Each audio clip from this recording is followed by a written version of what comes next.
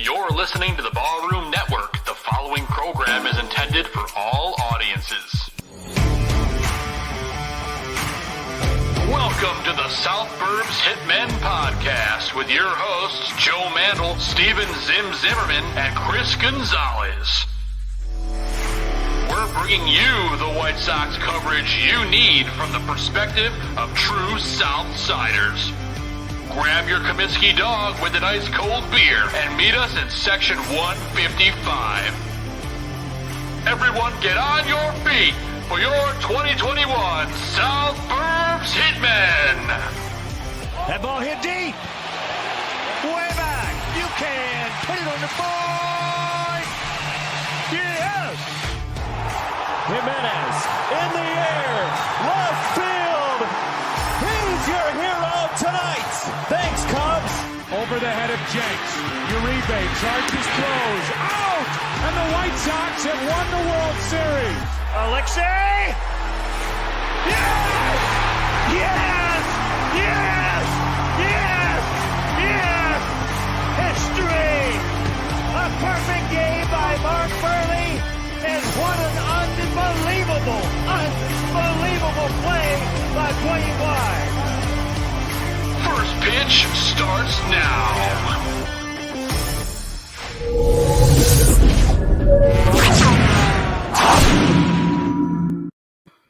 What's going on, everybody, and welcome to South Burbs Hitmen. I'm your host, Joe Mandel, and I'm joined by my White Sox brothers in arms. We have got one extra, and we're short one. We'll talk about that in a minute, but we've got Steven Zimmerman with me, and of course, from the Ballroom Network, Bar Down Blackhawks, and you guys got a new Crosstown Crosstalk, the new show premiering Wednesday, right, Vinnie? So we got Vinnie Parise in the house with us. I'll toss it to you, Vinnie. How you doing, bud? I'm doing well. Thanks for having me. So the Blackhawk show is on Wednesday, and the pilot episode of the Crosstown Crosstalk is actually Thursday. Okay. So getting that going, ready to rock and roll. Let's talk some White Sox. That's right. Of course, you can see Vinny's work all over the place. Fan-sided, Southside Showdown. Did I miss any, Vinny? I know there's more. Yeah, the Windy City, too. There's too much to name it all. That's all right. So make sure you follow Vinny at Vinnie Parise. And, of course, Steven Zimmerman, the Zimsters, here with us. Zim, how you doing, buddy? Hello, everyone. It's good. It was a crazy weekend, but it's good to be here. I realized during our intro you can do the Macarena to our theme, which was very entertaining for me for those 14 seconds. So, well, you realize now you have to put a video out on social media of you doing that, right? I can do that very easily. Yeah, I'll do the hip turn and everything. You got it.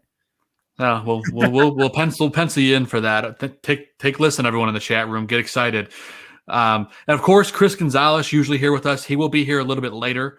He's umping a baseball game right now, so he will hop in whenever he's back. He's living and breathing the game, so you can't fault him there. Yes, Gonzo is doing some plumbing right now. For those of you who are wondering, Santello is the only person in the history of the show that ever noticed that there is a bucket hanging behind Gonzo from the ceiling of his basement where there is a slight water leak. So props to you, Santello. Yes, and Lauro is locked in. We appreciate everyone for joining us tonight. And we do have a special guest.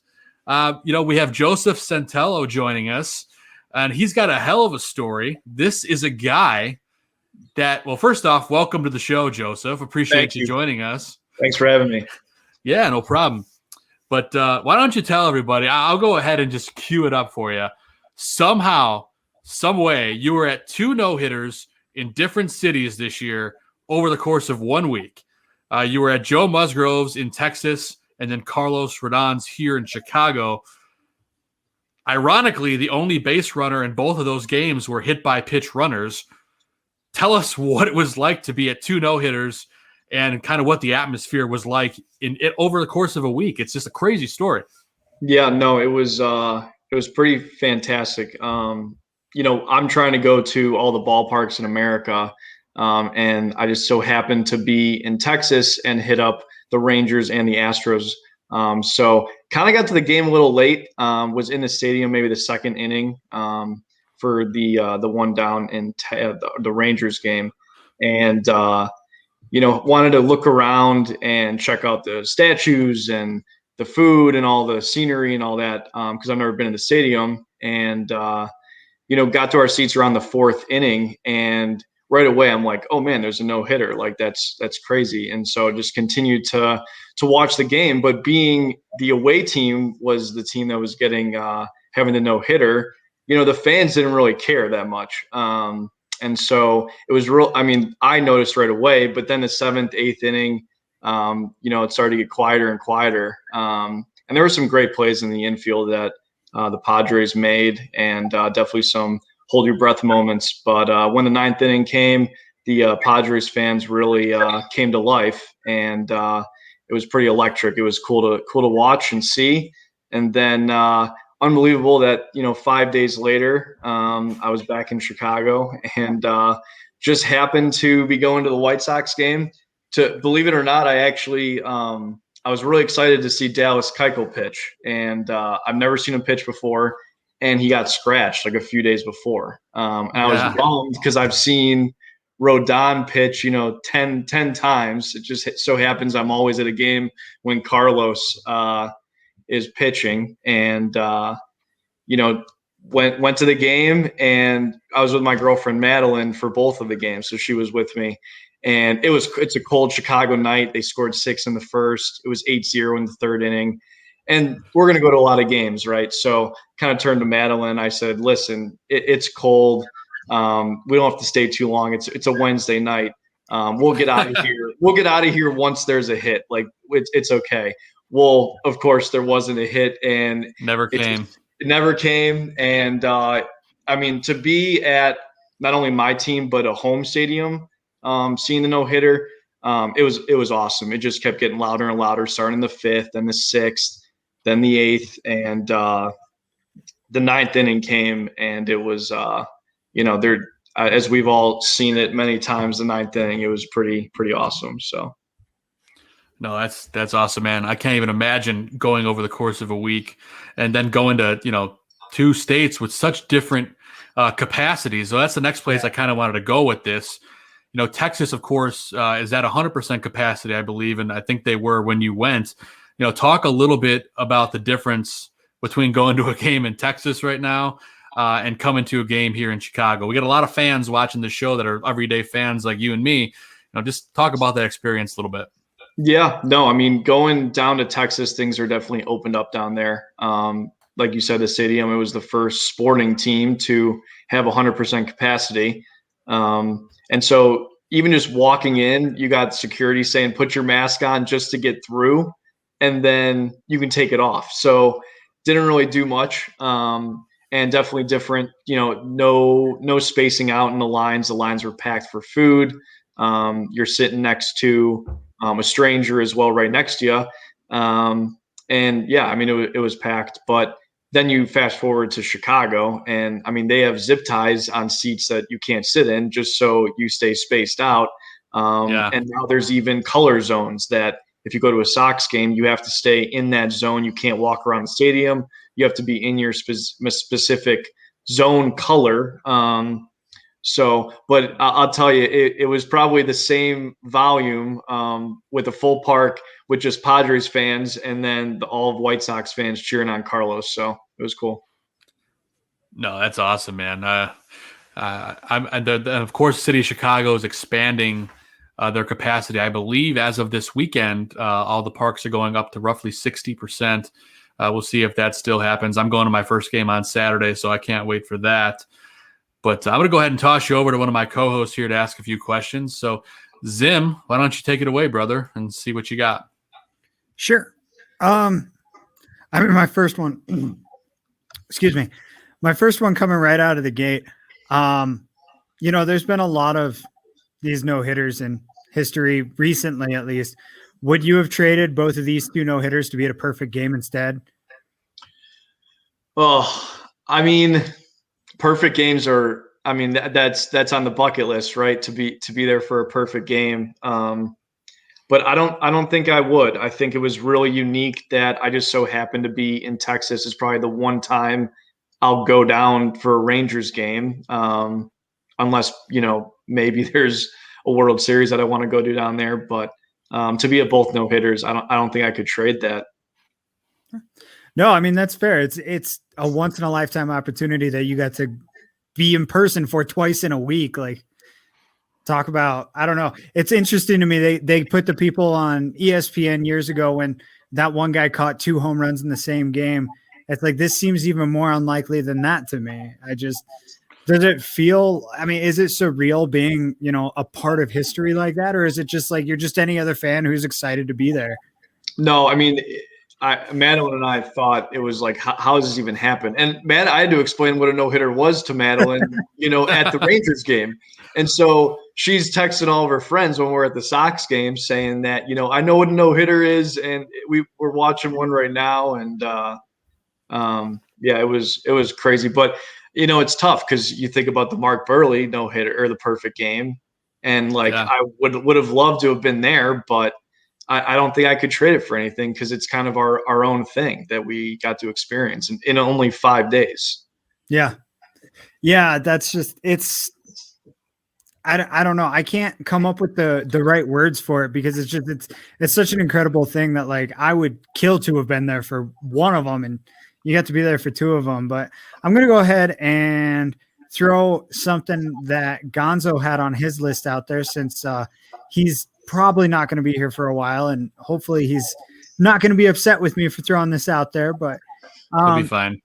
Baseball guys have a lot of superstitions. Do you have any weird superstitions as a fan? Like when you were at those games, you were knocking on your seat in between pitches or something like that? Oh, I mean, I really don't. I mean, I didn't want to say no hitter. I didn't want to say perfect game. I think the only thing I got rattled by was when Rodon hit the guy in the 9th inning and the fans were just upset and booing. And I'm sitting there like, guys, what are you doing? Let him do his thing. There's still a no-hitter. Like, I understand. Like, I'm upset too that there's the perfect game's gone. But I mean, he can do history right now. Like, if he would have lost a perfect game and then given up a hit because maybe he was flustered because the whole stadium was booing or yelling, BS. Like, it's just, I was a little nervous there for Carlos, but he pulled it out, and thank God for Garcia. And I think in the 6th inning, he had an unbelievable play at short. And then obviously Jose Abreu's save was like the one in the outfield for Mark Burley's perfect game. So yeah. All right. Well, I'm going to go ahead and just toss it over to Vinny real quick, and then we can BS some more after that. But let's knock out these questions we all got here. Sure. No. Yeah. So Zim asked if you would trade those 2 no-hitters to be at Burley's perfect game or anything White Sox related. Since you're the no-hitter guy and wherever you go, there's a no-hitter apparently. I was wondering if you could go back in time, think of any historical no-hitters or perfect games in history that have nothing to do with the White Sox, just for the pure history of the game. Is there one in particular that stands out that you would like to go back and see in person? So actually, this is I got pretty lucky. This is my 3rd no-hit I've ever seen in my life. So wow, I did see the Cole Hamels no-hitter in Wrigley in 2015. It was me and 3 of my buddies in the outfield, and we were right where we couldn't see it. So I did get to see another one, but one that stands out. It was I think it was right before or after Phil Humber's perfect game was Felix Hernandez. And he was a pitcher I always really enjoyed watching. And Seattle, I feel when I was in middle school and grade school and high school, the Mariners would always either sweep us or win 2 out of 3. And Felix was just a stud. So seeing that perfect game would have probably been, non-Chicago, but Felix. Absolutely. That's crazy that you've been to 3 though. Like, I want to go to a White Sox game with you. Yeah, no, hey, we'll do that for sure. We're gonna have to now that we're starting to get more capacity. I got a 16 game package. We'll figure it out. We'll all get together. The pods are only 4 max right now, but we'll work our way around it. We'll figure it out. But no, that's fun and cool. Well, it's always fun talking. White Sox, and we figured if you want to stick around, let's see what we got. My superstitions don't work, or I've given up on them. Well, yeah, fair enough. Well, there you go. You see, there's a mixed bag when it comes to superstition in sports. Clearly, Joseph doesn't have to worry about it because he's been to 3 no-hitters. So, I got a superstition. Yeah, what's that? Everyone in my house, when I'm watching a no-hitter, no matter who I'm with, it could be my girlfriend, my brother, my mom, anyone. They'll all say, he's got a no-hitter. I'll be like, what are you saying it for? But as long as it doesn't come out of my mouth, it's all good. No, I like that. Yeah, I'll never specifically say it out loud. That's mine. It's like, I'm not going to say what's happening, but I'll say, Carlos is pitching a good game so far. Yeah. It's the unwritten rules, right? The ones that we're trying to get rid of, change the game, right? But we still got to throw a few of them out there. No pun intended. Exceptions. There's always exceptions to the rule. There's no doubt about it. I had a lot more than I played than I have now. That's for sure. I don't have many as a fan now that you mentioned it, Joseph. Like, I'm thinking about it. If I was watching a no-hitter, there was one a few years ago involving our Sox, actually, out here at my stadium. Kyle Freeland of the Rockies took a no-hitter into the 8th inning, I believe, against the Sox. And I had some family at that game, and I'm saying no-hitter, no-hitter, no-hitter. He's got a no-hitter going, guys. There's a no-hitter over there. You see Freeland throwing a no-hitter, guys? Just hoping it anything, but that's about as bad as I get. I just remember I was watching one year Gavin Floyd had a no-hitter going into the 9th, I think, and it was Joe Mauer that broke it up. And right before that, I was like, yeah, Gavin Floyd's got a no-hitter going. And I never will ever again say that out loud. So no, I'm like Vinny. I just don't say anything. I'm just quiet, and I don't text anyone saying, oh, look at how good we are. I just keep calm and collect, and hopefully good things happen. So the eyeball emoji. That's about that's about the extent of what you do during a no-hitter. Well, the text between all of us, because after Carlos we did a quick little emergency pod. It was pretty much just like, hey, turn on the game, and if this happens, let's go live. Right. Whatever, you can fill in the blanks what it is. Right. But superstition to the max. But that's all right. It's fun talking baseball, especially when it's something as wild. Yeah, man, that makes me feel old, Aldo. Thank you for that. Wow, I remember watching that, and I was like, it was my pinnacle of like my baseball emergence. I think I was probably in college, a junior in college, maybe. I was like knee deep in baseball. But that makes me feel really old. I appreciate that stat, Aldo. Thank you so much. It's fun talking baseball with you, Joseph, and you're welcome to hang around if you want, or if you got a take off, you totally can. Whatever you want to do. Appreciate it. Thanks, guys, for having me. Yeah, no problem, man. And we're going to take a quick commercial break before we get on with the rest of the show. So stay tuned for a word from our local barroom sponsors.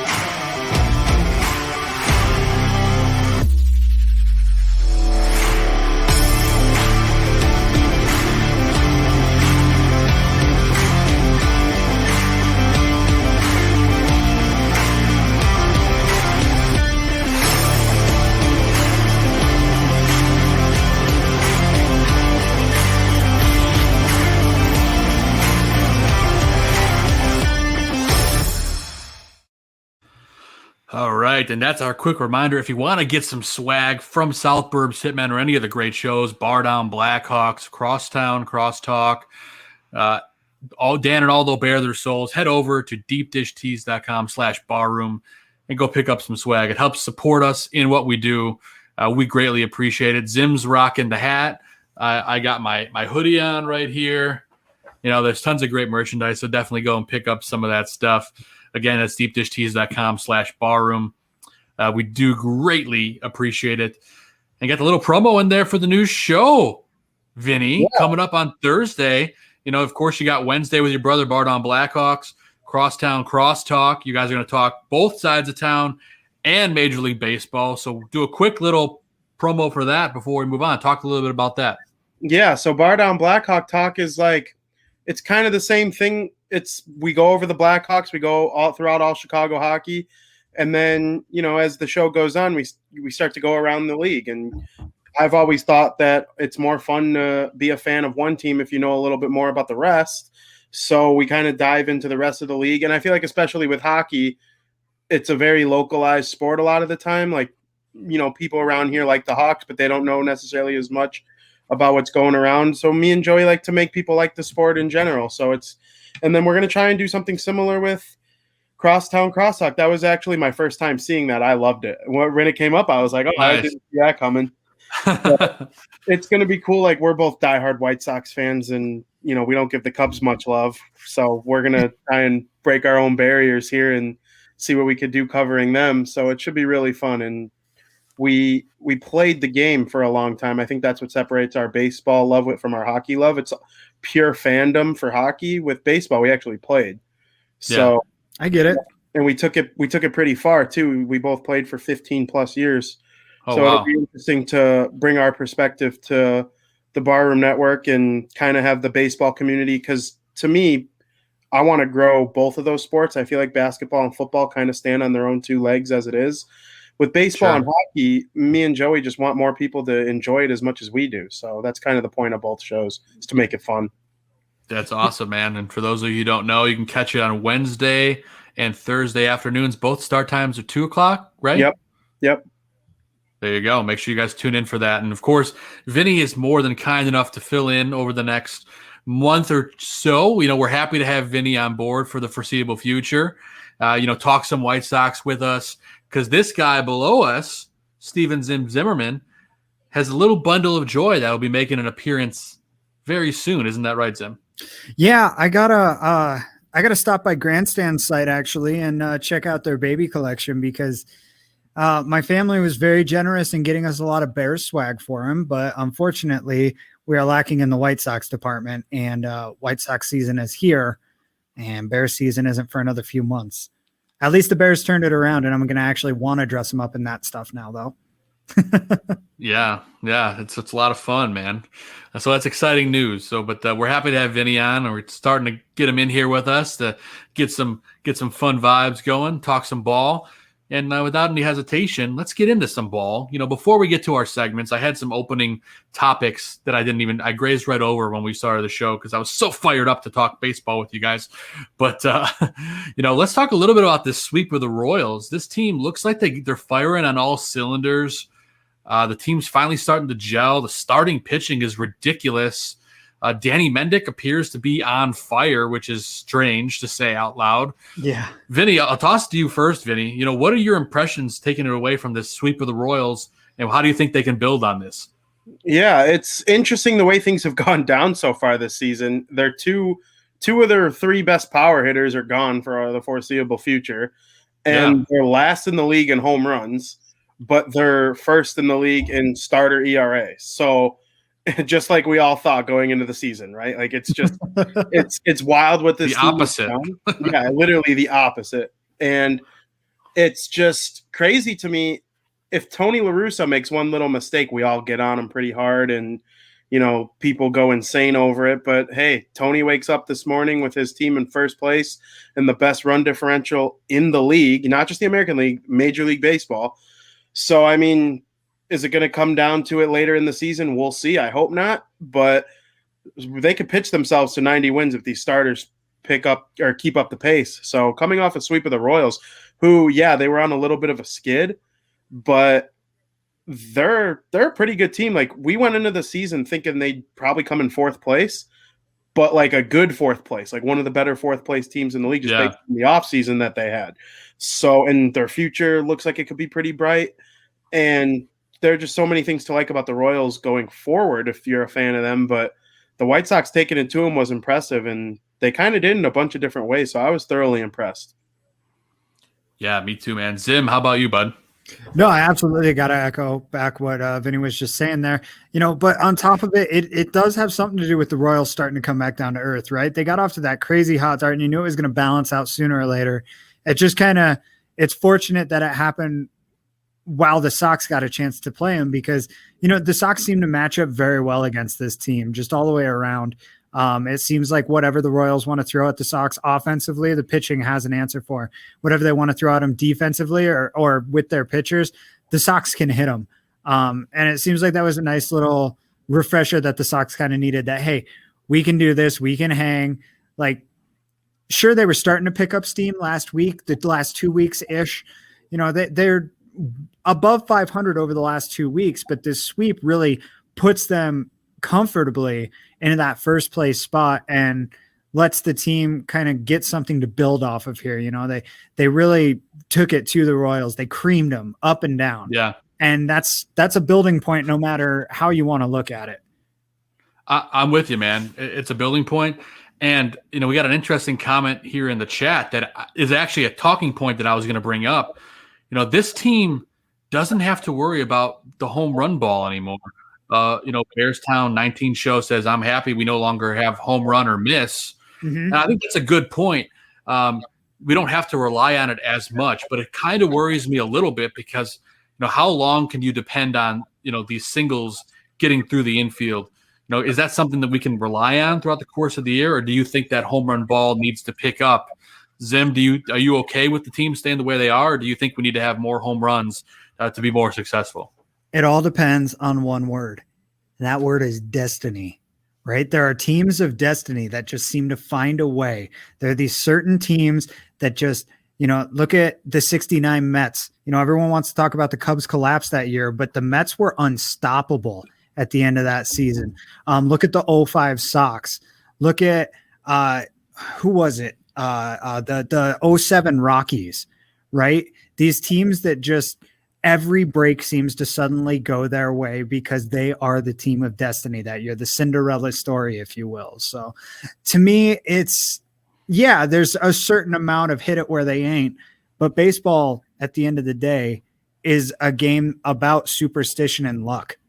As much as we all want to deny it, as much as we were just talking about, we don't believe in the superstitions. Like, there's a certain amount of it that goes into this game, and there's a reason for it.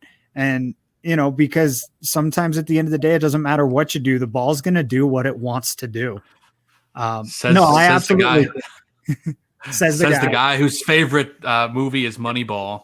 It's all right. about statistics. Hey, you wouldn't let me talk about the Mighty Ducks, so that's a whole other thing. Hey, that's all right. And I know Vinny and I will talk. I'm watching the new series. We'll talk about that later if we want. But Vinny, thoughts on home run lack of home runs to start the year? Yeah, so they're winning right now without it, and that's okay because chances are when it starts to get warmer, that park is a home run park. So I don't see how the home runs don't pick up. They don't need to lead the American League or be top 5 like they did last year. They're probably not going to without Robert or Jimenez. Those guys are top, home run hitters, and they're going to lead the team for the next 10 years, we hope. And you're losing anywhere from 70 to 80 home runs. Like, some people who don't watch the team a lot might think I'm exaggerating because I'm like a White Sox fan. But in the grand scheme of things, that's what they are. Eloy could hit 40 at least, and you got 30 for Robert. So you're looking at least 70 home runs. So in a high-end year for both of them, if it's 45 and 45, we could be talking anywhere from 80 to 90. Absolutely. So maybe not this year. They're both in their second and third year. I get all that. But like, that's a lot of home runs taken out of the lineup. So when you're replacing it with Danny Mendick and Leary Garcia and rookie Andrew Vaughn, even Yermin's not going to hit that many. We all love Yermin. He's not going to hit 40 home runs ever, more than likely. I hope he does. But that's a lot of home runs to be taken out of the lineup. And I was looking at the weather earlier today. It's only going to get nicer from here out for the rest of the season until October, of course. But we'll talk about October when that bridge comes. But I definitely think for now it's okay to keep winning this way. And then if the home runs start to pick up, it's just extra. It's free money because they could do it both ways. And then, of course, the pitching complements it all. So I'm okay with scoring runs however they come. Just keep scoring the runs. Amen, man. You're preaching to the choir. That's all we want to do is win. Keep it going. Keep that pitching hot. And that's one topic I wanted to touch on before we move on to our segments. This pitching has been unbelievable to start the year, specifically starting pitching, and the bullpen's starting to get there now. But Zim, what stands out to you? I mean, Dylan Cease is tearing it up. We'll touch on him a little bit later. Carlos Rodon is a Cy Young candidate this early in the season, which is crazy to say out loud. You know, what do you take away from this starting pitching start to the year? It's unbelievable. It's something that we've talked about in our group chat that we have all season long that I don't think we expected to.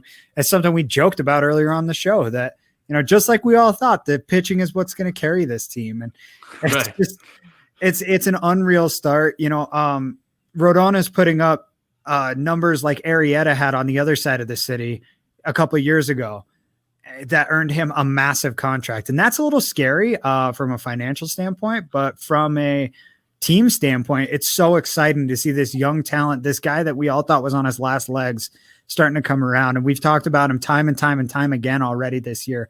We talked about him on both of our preseason shows. We talked about him 2 weeks ago. We talked about him last week. It's like we can't get Rodon's name out of our mouth.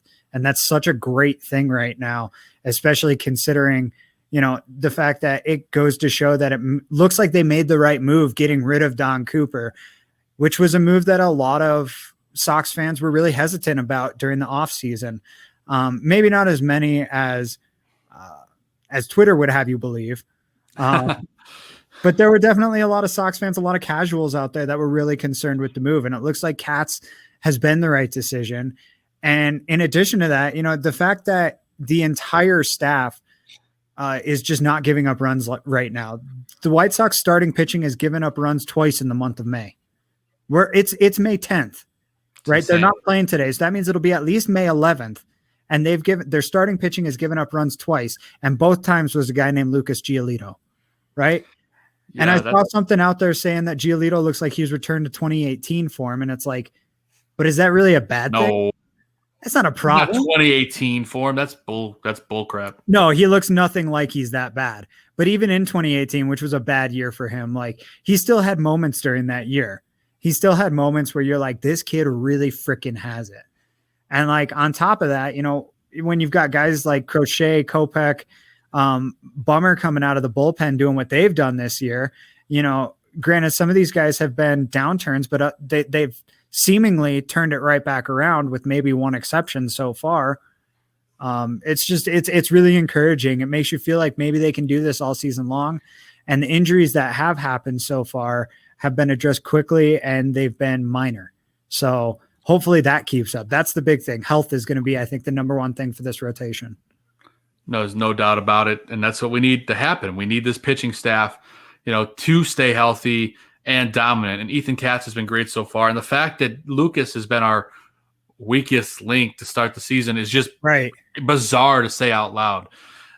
Vinny, before we move on, any last thoughts about the pitching start to the year with the staff and how we can maintain this dominance? Yeah, based on what I've seen, Dallas Keuchel's their number 6. And that's a former Cy Young World Series champion. So if Dallas Keuchel's your number 6, you have a really freaking good rotation. And Giolito, anybody who rips on him so far this season, I could not disagree with it more. He had the one bad inning against Boston that inflated his ERA. It made people worried about him because he was clearly tipping his pitches. Every single hit Boston had in the first inning was off a changeup. That's something that almost no one talks about. Right. And, you know, he was clearly tipping his changeup. I don't know what Boston knew, how they were doing it. They knew every pitch. So, you know, and that's a good offensive lineup there in Boston. Those guys know what they're doing. So Giolito, he's starting game 1 for me. I know some people probably are pessimistic based on the way things have gone so far this season. He's, for the most part, been pretty good. The one game he gave up 4, he really only should have gave up 2.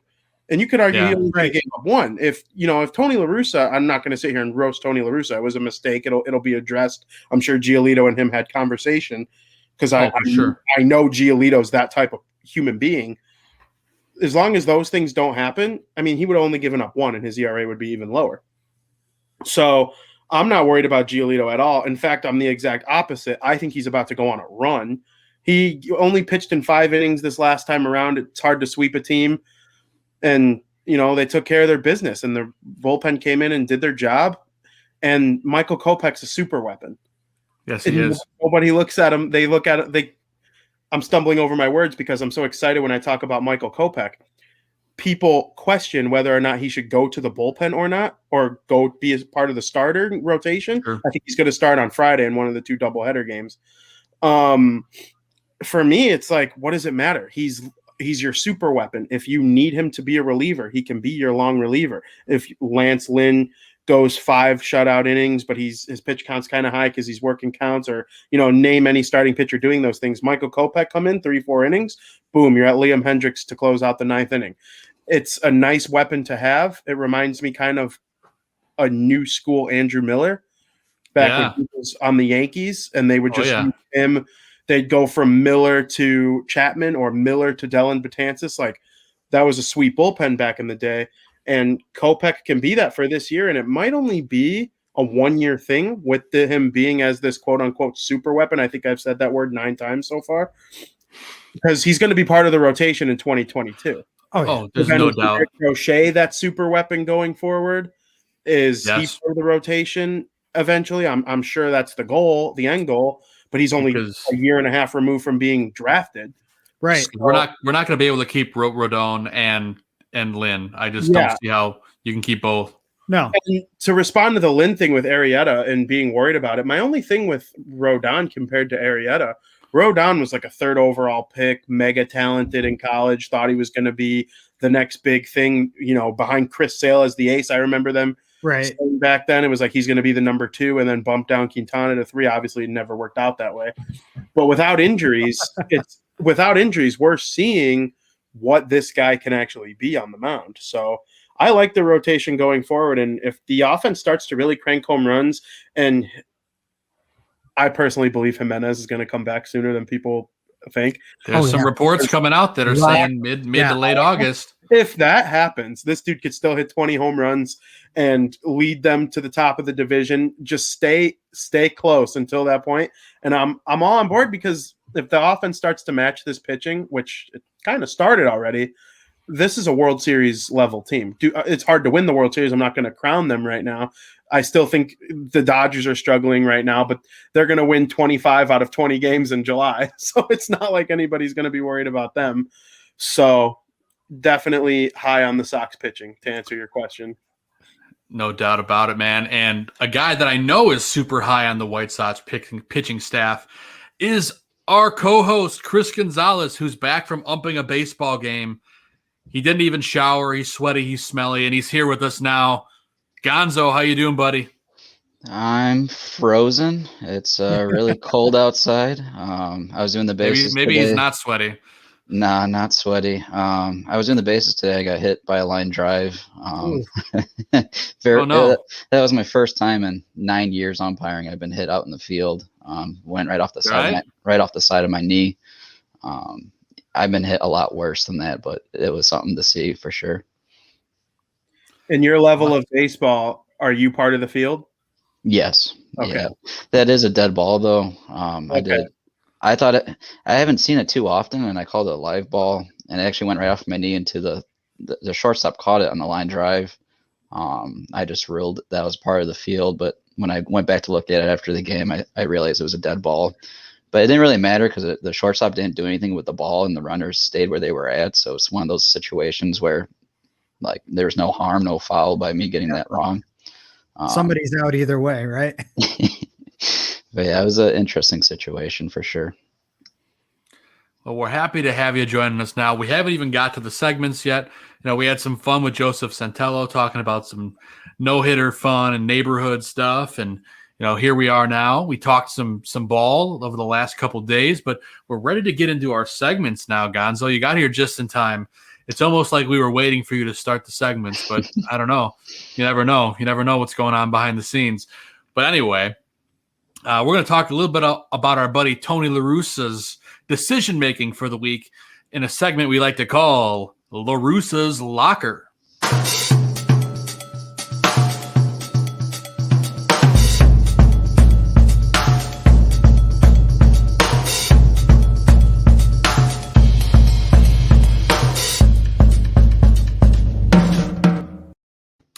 So to say Tony La Russa has been getting a lot of heat would be an understatement.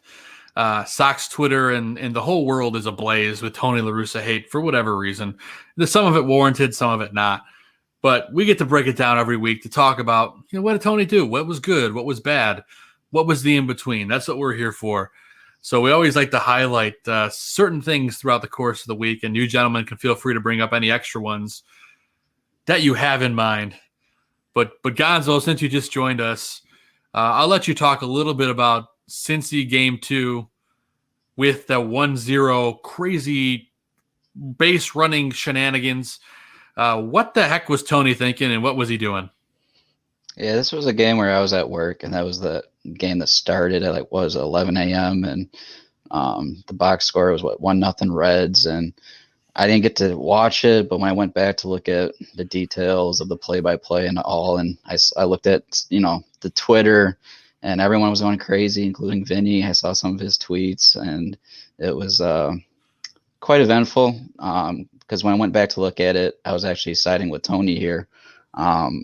Extra inning rule is that they could have, with the pitcher being at second, they could have used a pinch runner, but they'd have to use the guy in the lineup before that last out, I believe it was, and that would have been Jose Abreu. So I don't know why, Chicago media, do they really rely on Abreu's wheels in extra innings? I'd rather take the pitcher who's more athletic and probably is a better base runner, because these pitchers, these are major league athletes, and whether it's in camp or in practice, they're running base, they're doing base running. They don't pick off moves.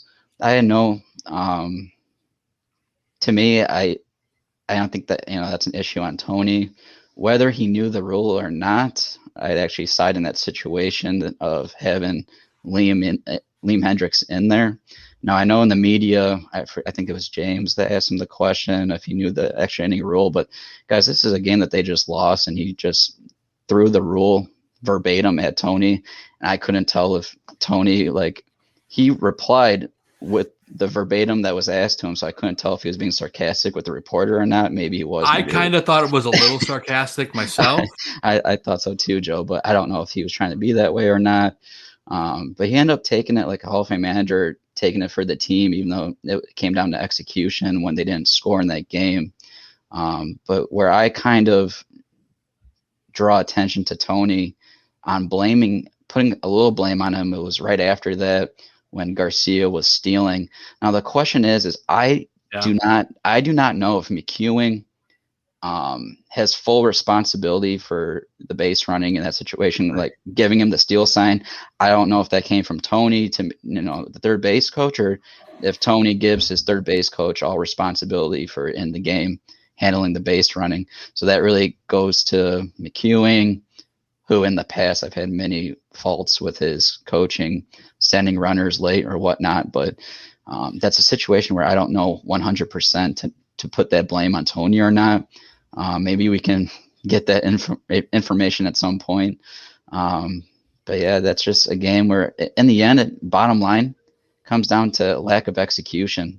If you're not going to score one run in that game, you don't deserve to win it, quite frankly.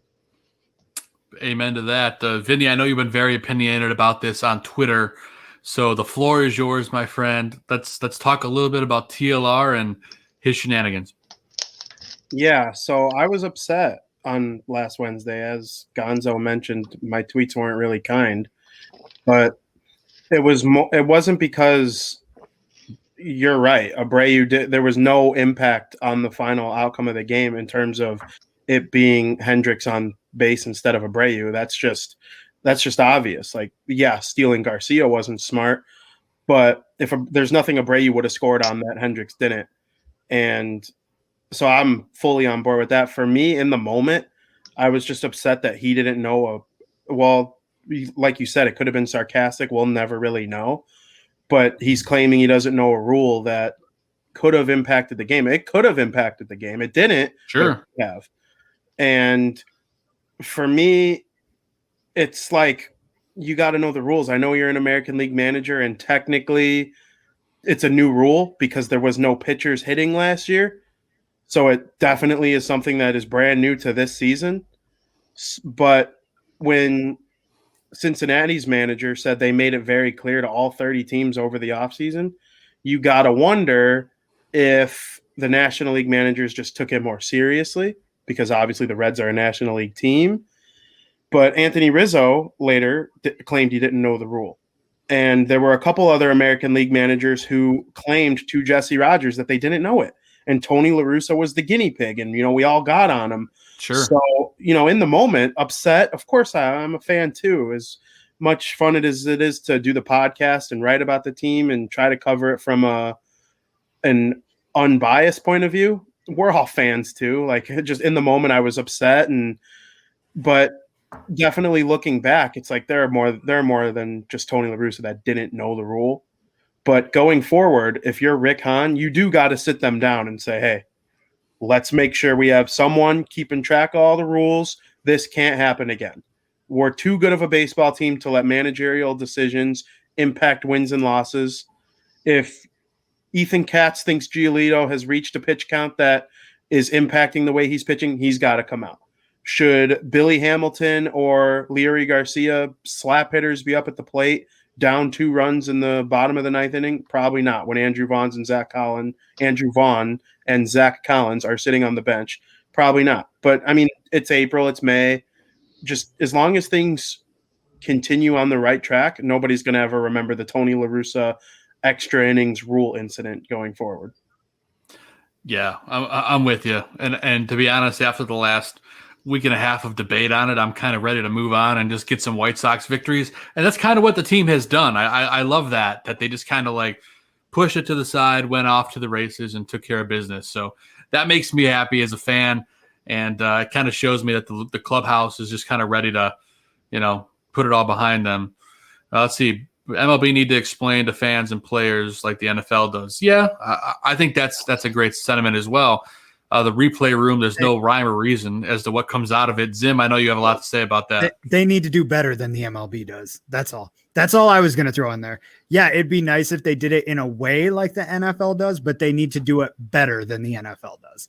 The NFL is a joke when it comes to explaining their replays. So that's all I got to say there. Go ahead, Joe. No, it's all good. I think we're all in a weird place with replay, right? They want to have umps they want to have computers call balls and strikes. It's a weird time to be alive in terms of replay. So I'm just happy to get some of that conversation behind us, and hopefully the real umps can clean up their game a little bit heading into the rest of the season. But that's only one item on the list of Tony La Russa's locker. I can't even name the segment correctly. Yeah, there you go. Gonzo, you should be an MLB ump. I like that. I love that. You won't be calling any White Sox games, though, because that'd be a conflict of interest, my friend. But moving on, another hot topic I wanted to touch on was Danny Mendick playing in right field, and it really paying off for Tony. Gonzo, I know you were pretty fired up about this the other day, so give us your thoughts, and then I know Zim had a lot to say about it too. You said with Mendick? Sorry. Yeah. Yeah. This was interesting because you don't really know what to expect out of Mendick out in right field, but it's a bat in a lineup that you need to have in there. And I like the bold move to put him out in right field. And there was a couple balls that he didn't read right off the bat that did cost us, or I think it was 1 run. But for the most part, he played the position fine.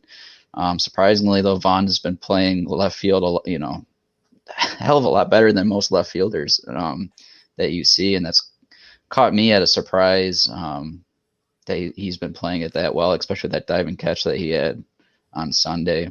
But yeah, it'll be interesting, going forward if you'll see more of Mendick out in right field, and if Garcia starts to go in the slump, Mendick's the perfect player if he's hot to replace him, or being a utility player playing all over the field. Especially what are they going to do with Jake Lamb? I mean, he's just wasting a roster spot. Cut him. And hopefully they do, and I'm sure we'll get to that later in the segments. But as far as Danny Mendick, you love to see him in that first game, executing out there on the field with the bat and glove. Yeah, it's got me fired up. Gentlemen, Zimmer, Vinny, anything else on Mendick before we move on to our next segment? Zim? No, it was just nice to see a different solution out there because, Garcia's been forced to be used in so many other different roles that Mendick has sort of fallen into this weird in-betweener role. Yeah. And he's kind of being forced to be a utility player a little more. He was originally just a middle infielder kind of guy, and now he's being forced all over the field. But to see him out there and succeeding in it is really encouraging that, maybe some of the versatility of this team is starting to show through and pay off. Gonzo mentioned Vaughn out there in left field. He's really coming along just fine. We were concerned about it earlier in the year, but he looks great out there. And so if Mendick can start to do the same thing out and right, we'll be back to a 5-man outfield rotation, which is what they wanted initially to start the year. It's just, echoing back even further to what Vinny was saying, we're still going to be missing some home runs out of those guys. But all the same, I mean, Mendick is hot right now, as hot as Mendick gets, honestly. He's batting 300. He's got a home run in the last couple games. What was that? Sunday's game, I think, Saturday's game. He hit that big home run. It was Sunday's game, yeah. Sunday's game, okay. But yeah, he's playing well right now, and so you find a way to get guys that are hot into the lineup. And that's what it seems like La Russa is doing, and doing it in a way that empowers the players. For sure. And Vinny, we had Lamont Pope on the show a few weeks ago, of course, from the Chicago Tribune. And he mentioned something that I wanted to throw by you. He goes, Tony La Russa is doing what he can do every single day to make sure this team wins. He doesn't care about tomorrow. He doesn't care about next week. He does what he can to win the game. I thought it was an interesting sentiment. I'm curious your thoughts as to that analysis and how it's carried into the games. Yeah, whether it's the right decision or wrong, I do believe Tony does what he thinks is right. So whether that be leaving Giolito in, if he thinks Lucas Giolito gives them the best opportunity to win, then we just got to roll with it. And then if it turns out to be the wrong decision, then we critique it. But yeah, I certainly believe Tony's doing what he believes is right. And going into the year, we heard a lot about how he's kind of like a mix of old school and new school. I know he's an older gentleman by age, but he definitely is not a stranger to using analytics or, statistics. Hey, this guy's good in this situation. But he also is someone who, if he feels something, he'll go for it. He probably wouldn't have taken Blake Snell out of the World Series, even though the numbers told him to. But, it's a combination of both. And if he makes decisions, we'll critique it, whether it's right or wrong. And so, yeah, I'm kind of on board with that. I definitely think Tony La Russa has the best interest of the White Sox in his brain for sure. I know that's cliche to say because he's the manager, but of course he does. But I'm on board with La Russa for now. I mean, he's the coach, so we got to roll with him. We got to roll with what we got. And one last thing I want to touch on, guys. Albert Pujols. I think everyone all week has been like, oh, Tony's got a connection to Albert. Let's bring him in. Let's get that extra bat. He's not done yet. He's not washed up. Well, first off, we got nowhere to put the guy unless he wants to play left field, which I think that would be the stiffest left fielder in the world, even worse than Eloy. I can't imagine he would do much of anything. He's definitely not going to play center. They're kind of crazy reports. It's typical Kenny Williams of the old, signing the player way beyond their prime. I personally don't see it happening. I've seen a couple of tweets about it from you, Vinny. Before we pass it to the other guys, put this to bed. Yeah, I don't think there's any way it happens. They kind of came out and put it for sure today that it's not going to happen. I get the connections. I get the sentiment. La Russa, he's good friends with Abreu. He's an all-time hitting legend. But it would just make absolutely no sense. It would almost be worse than hiring La Russa when you have other managers available. It's just like I love that. Just little they got Ken Griffey Jr. back in the day who made a big throw in the wild card game. That was sweet. But the Manny Ramirez's and bringing in Adam Dunn and just older guys who used to be studs, it just almost never works out. And Pujols has a negative WAR. So why are we bringing in guys with negative WAR for a team that wants to win the World Series? It's not like he does anything that would help the team an individual skill that will help the team, like being a premier base stealer or defensively sound at a specific position. He's a DH that's not a very good hitter anymore. So there's really no fit. I'd rather Danny Mendick play. I'd even rather Jake Lamb have the chance of running into one. And that's saying something. I see Gonzo's eyes. It's not like you look at the statistics, and Alberts aren't much better than any of the guys we complain about on the current roster. And I'm trying to get Vaughn as many at-bats as possible. Mendick has been better. Yermín is an amazing designated hitter. So I'm kind of against it just for those reasons. I love Albert. He was a Cardinal for a long time. I'm sure he's hit a lot of home runs at Wrigley Field. That's pretty funny. But there's no doubt to me that, congrats on being an all-time great hitter. 6 billion home runs, but not for the White Sox in 2021. Hey, man, I'm totally on board with you. Zim, I know you have interesting feelings about this, and we'll let you two talk about it before we move on. But quick synopsis, Zim. No, La Russa all but said, it's not. Well, he actually verbatim said it's not a fit. So that right there outright just tells me even La Russa, the old coot himself, is just he's not even in on it. If La Russa's not in on it, and he and Pujols, when they were together, they were like this exactly. Vinny and I are like this right now thinking about it, but yeah, but they were so tight, and for even La Russa to say no, not going to happen, like that's it. That puts it to bed right there to me. Even if he were to come to the White Sox, he'd be DFA'd here again. But no, as his WAR is just it's negative, like you said. Over his 10-year career, it's irrelevant. With the Angels, that is. He hasn't been the same guy. Has he hit a crap load of home runs in his career? Yeah, but he's also played for 21 years. So, as Omar Vizquel will tell you, sooner or later you have to hang it up. We're still waiting for him to do it, but he'll do it on his own terms. I think he wants to hit 700 as the stat below. He's sitting at 667. Maybe he wants to get to 700 before he retires, but I don't know. We have to wait and see there. Gonzo, before I toss it to you, I'm going to slightly rephrase the question about Pujols. He's not really a fit here, but there has been a lot of talk about him being a fit for the Kansas City Royals. And then he goes there and he becomes a thorn in our side the rest of the year. What are your thoughts about that? Yeah, I could see him in Kansas City or even Cleveland, because Cleveland's struggling with their offense. Let's be realistic. He's got to stay in the American League for sure with the DH.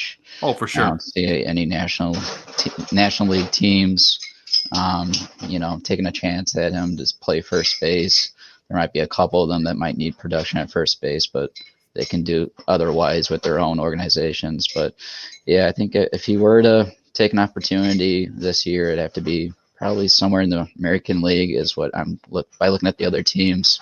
That's what, we can see him in our own division. And if the Royals are going to be the ones to pick him up, if they're going to be that pesky team, we might have to see Albert face us a couple more times. And he hurt us in Anaheim. So I know what Vinny said with Lamb. I'm sorry, but I would take Pujols over Lamb right now. I mean, Lamb struck out with runners in position twice on 3 pitches and 4 pitches. And I think Albert would convert in that situation.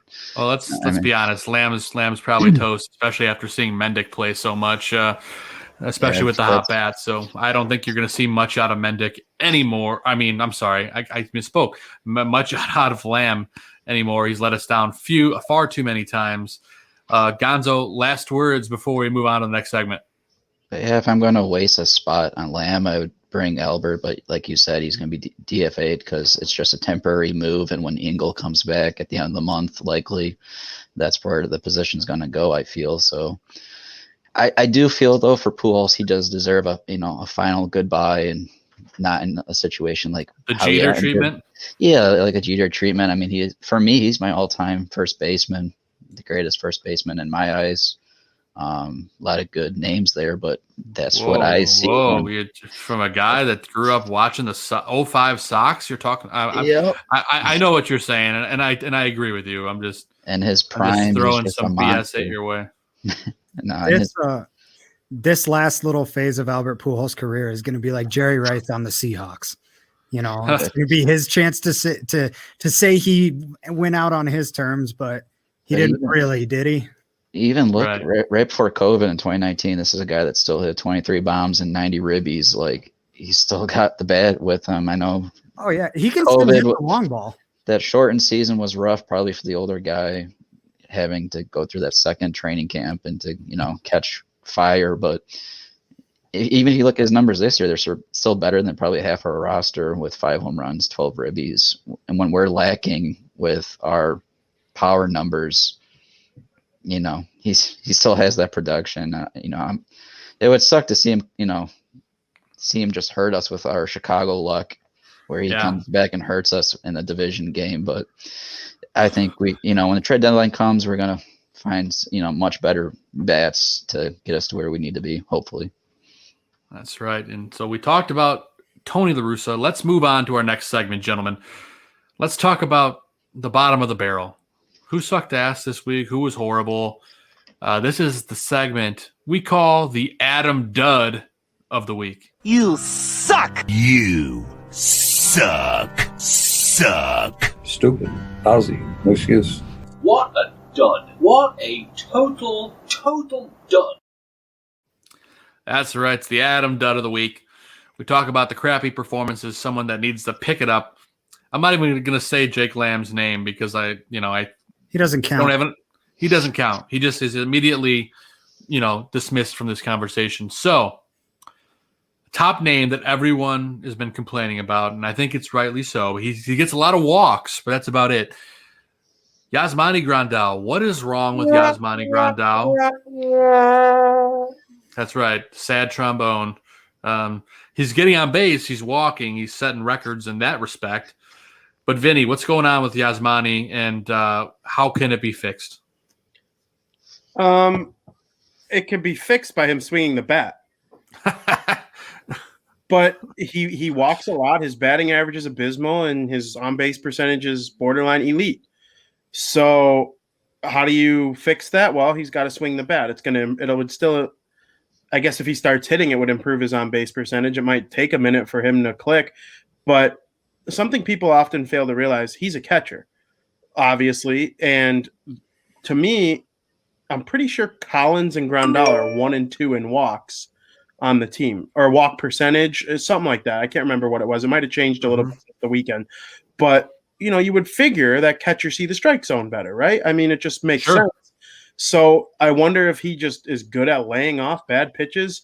And if he's walking, that means pitchers are throwing balls. So are people getting mad at him walking? Do they want him to start swinging at balls? Is that what they want?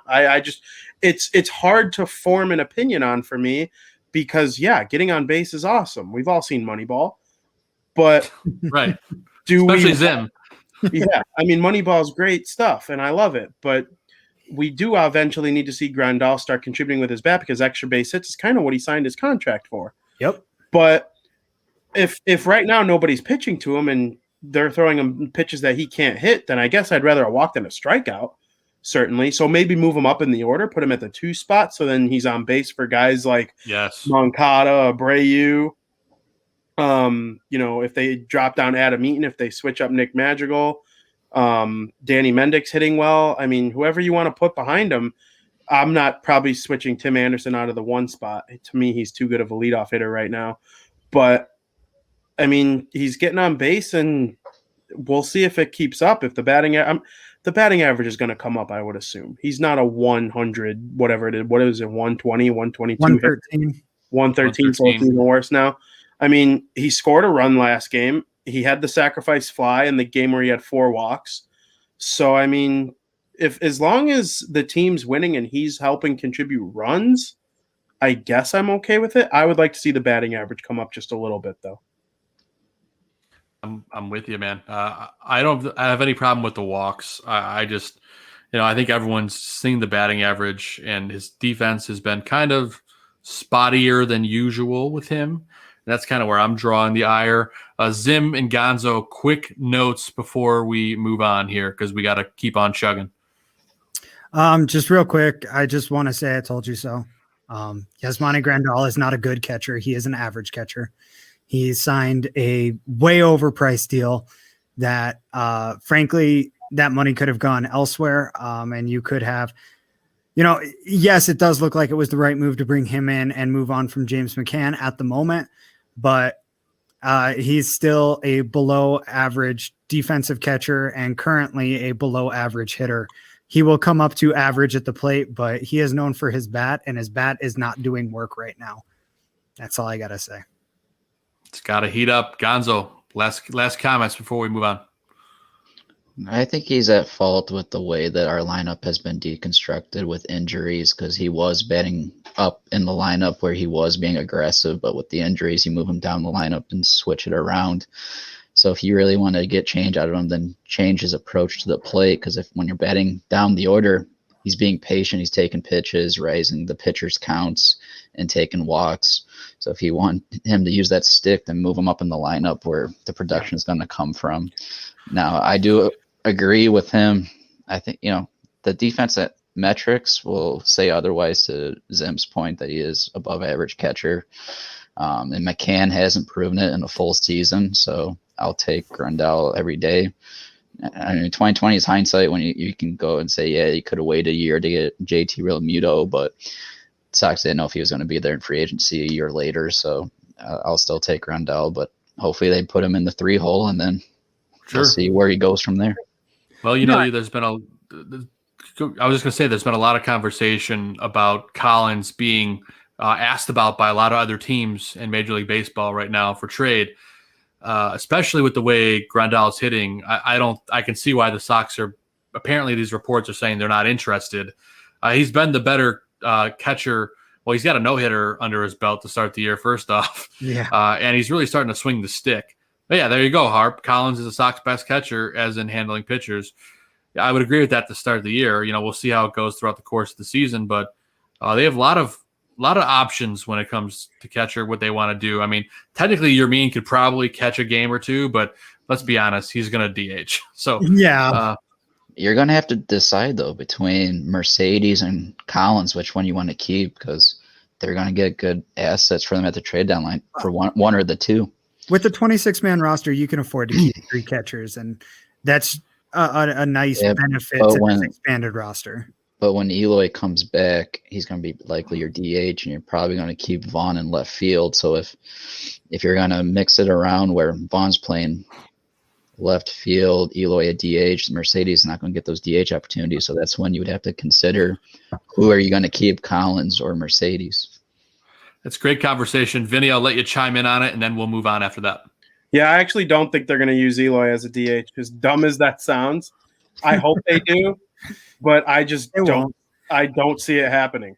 And probably. And I'm normally a mindset guy. You need a mindset to be a DH, and I don't know if Eloy has that mindset. He loves playing the field, even though he stinks at it. So, do I see them putting him right back in right, and then having Mercedes, Vaughn, and Collins switch off DHing, and then Yasmani can DH if need be, I guess, but probably not. I don't look at Mercedes as a catcher as long as Grandal and Collins are healthy. I look at him as the extra DH when Jimenez comes back. Like, to me, he's not. I'd be shocked if he gets another game at catcher in his MLB career. Like, I legitimately see him pitching in a blowout again before I see him catching a game. And, maybe that's just a bad opinion I have about Jimenez going right back to left field. But, I mean, if he hasn't learned by now, then he never will. And then you have to put him at DH. But I don't know. We'll see what Tony decides to do when Eloy comes back. But it's good to have a lot of good hitters, though. If they have to trade one of them to get not a pitcher, if they want, a certain type of outfielder or something, I think it could work out. I love it. Great conversation, boys. I always do appreciate it. Honorable mention for the Adam Dud, of course, would be a combination between Foster and Marshall. Those guys haven't been great, but, those are my honorable mentions. Zim, Gonzo, real quick thoughts, 30-second thoughts on Foster and Marshall's week. I mean, Gonzo, you can go. Marshall continues to struggle, and I don't know how many times I got to bring his name up in the Adam Dud of the week. I mean, something's got to be figured out here because he's just not cutting it. And Ruiz is looking a lot better than him, and he's just finishing up in the finishing roles. Like, it's an issue, and we got to keep our eye on the minors to see who's going to come up and replace him. So go ahead, Zim. No, that's exactly where I was going to go. Is that minors that they've got a deep well there that they can fish from, and they're gonna sooner or later. Marshall is just not cutting it. He's slowly spiraling. He's that turd spiraling around the toilet right now. He's going further and further until eventually he's down the drain. Lopez pitched very well in the preseason for the minor league, whatever that situation was. We'll see how he continues and if he manages to make a call up. I love it, man. We'll see what happens. This bullpen's been so good outside of those two guys, so we'll see what happens in that respect. But definitely honorable mention for the Adam Duds. Gonzo, quick. You said you had a quick statement. Go ahead, let it rip. Yeah, with what Harp just mentioned there, that reminded me. I think that was Instagram actually. Eloy's recovery, but Cordero was in the background rehabbing with him, so that means he might be a shot at an arm coming back. If they're going to send Marshall down, you could see Cordero back, which that kind of scares me because I couldn't stand Cordero. But maybe he was just being overused last year with Ricky, and his arm went shot. He has a pretty good sinker, so hopefully he rebounds. Maybe this is the year he goes above that regression and rebounds. So that'd be nice to see. I love it, gentlemen. And let's go ahead and move on. We got to keep the show chugging along because we do, for everyone listening, if you have Cub fan friends, not sure if you do or not, but if you do, you get the Friendly Confines coming up directly after us, roughly 9:30 p.m. start time here on the Barroom Network. But if you're a Sox fan, you're hanging out with us. We appreciate you. But let's go ahead and move on, gentlemen, to our next segment. It's the polar opposite. Who kicked ass this week? Who is awesome? It's a segment we like to call Put It on the Board. Ball hit deep. Way back. He looks up. You can put it on the board. Yes! That's right, gentlemen. It's been a heck of a week for White Sox pitching. And for some bats of certain players, which shall remain nameless, Gonzo. We'll talk about that in a little bit in our Picks to Click. But it's hard to talk about this segment without focusing on a guy who had a hell of a debut at the plate from a major league standpoint, and he pitches 6 scoreless innings. Of course, I'm talking about Dylan Cease, 6-inning pitched, 0 earned runs. He got the win, gave up only 1 hit, 3 walks, 11 strikeouts, which is a great number, of course. Then he went 3 for 3 batting with a run scored. Then this guy just tore it up down in Cincinnati. I pulled a quick little video clip to see some of his hitting behind the plate. Let's take a look at the master at work. According to a great piece by James Fegan, he was a good hitting shortstop in Georgia, and he's got a base hit in his first career at bat. Now, what I was just going to say is, Dylan, his sophomore year before his velocity spike. Yes, Dylan Cease, a high drive to right, way back there, and it's off the wall. Garcia to third. He's 2 for 2, and he just missed a home run. Oh my goodness, he did it again. The ceasefire continues. That's 3 for 3. Rodon can't believe it. It's 3 for 3 against 3 different pitchers. Wow. Hoffman, De Leon, and now Romano. Well, I think we know this. And with runners at second to start the 10th, games have not been going beyond 12. But Tony La Russa knows. Yeah, and of course that video comes courtesy of our friends over at NBC Sports Chicago. Gentlemen, Dylan Cease, he's getting his command going. He's becoming dominant. I mean, he can hit the ball. I mean, this is the epitome of the put it on the board player of the week. Of course, he's my pick. Gentlemen, before you make your picks, what do you think about Cease? Has he got you fired up? Gonzo, I'll let you go first. I just like to see the confidence continue out of Cease. We all knew his talent with his pitches was just out of this world, but it's all about for him that consistency and that strike to ball ratio, cutting him loose, with his pitch counts late in games. I think we probably will get to see 2 starts out of him this week versus the Minnesota and Kansas City. So those are great lineups to face and division opponents at that. So if he can bounce back with 2 wins, that'd be amazing. But yeah, for me, Cease was my player of the week. Honorable mention for me would be Carlos Rodon. Yeah. Continue, and his ERA drops right below Bieber. So that's great to see that he's ahead of Biebs in the categories. And I know we'll get to that later. A guaranteed take with Rodon, but yeah, hell of a week. And also in the offense, Jose Abreu continues to rake and lead the offense. And I tell you what, with him being our cleanup hitter MVP, as soon as he gets hot, the whole offense comes with it, and you just love to see it right at the right time when guys are going down. We need that production. We're raking, boys, and I'm just so excited for this upcoming week to really see what they can do. Absolutely. Vinny, who's your pick for the Put It on the Board player of the week? For me, you know how when you watch Sunday Night Football and they pick the player of the week, and every now and then they'll just give it to the offensive line. And Sure. That's kind of a cop-out pick. Pick someone, but I kind of want to just do that for the starting rotation. I mean, Giolito gave up the 1 run, and that's the only run that they gave up the entire week. Like, that's crazy. But I guess if I had to pick one, I don't want to just completely copy what Gonzo said. Rodon and Cease were so sweet. I'll say Lance Lynn. Lance Lynn, he's one of those guys. He just kind of reminds me of like a tough, like, F you, like, I'm going to put this team on my back and go out there and pitch no matter what.